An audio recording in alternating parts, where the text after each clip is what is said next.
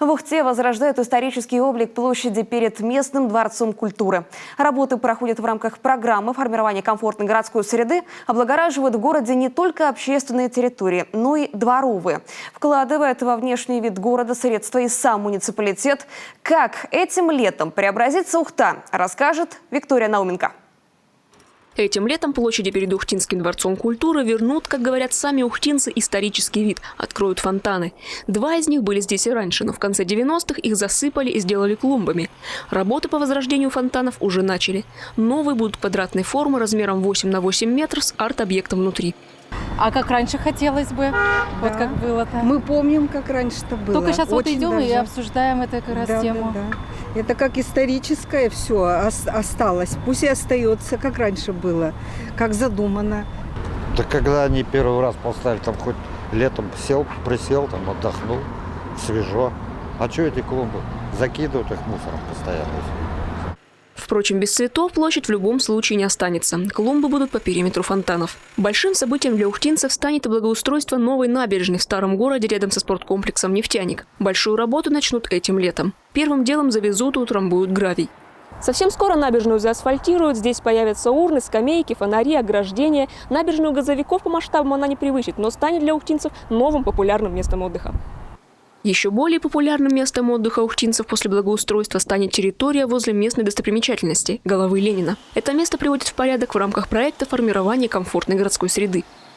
Там будет запланирован асфальт, будет положен бордюрный камень, будет сделано освещение, будут сделаны 2 смотровые площадки, на которых можно будет встать и посмотреть.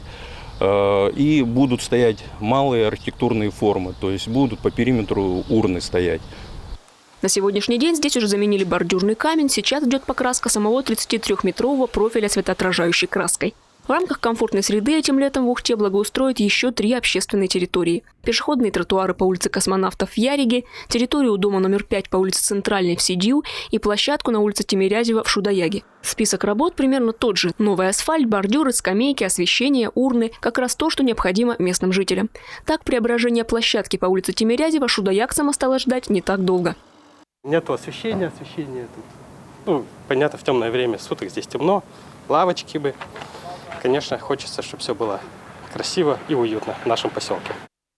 Полным ходом в Ухте идет и ремонт дворов. Только в рамках комфортной среды и в городе отремонтируют десяток. Продвигается и дорожная кампания. Завершен ямочный ремонт по улицам Ухтинская, Вокзальная, на путепроводе и проезде у профилактория «Жемчужина Севера». Планируется полностью заменить асфальт на участках дорог по улицам Юбилейная, Синюкова и Советская, расширить проспект Ленина на перекрестке с проспектом Космонавтов. Все дорожные работы напрямую зависят от погоды, поэтому приходится ловить момент. Подгадываем с погодой, конечно же, мы мониторим эту погоду и уже примерно смотрим, что там 10-20 тонн, насколько наготовили, и начинаем асфальтировать. То есть сначала, конечно, подготавливается площадь, потому что из-за малой площади подготовленной мы асфальт горячий не повезем. Во-первых, он остынет по дороге, во-вторых, это, конечно же, сама работа, она настолько запланированная и сплоченная, потому что здесь задействован и каток, здесь задействован погрузчик и самосвалы.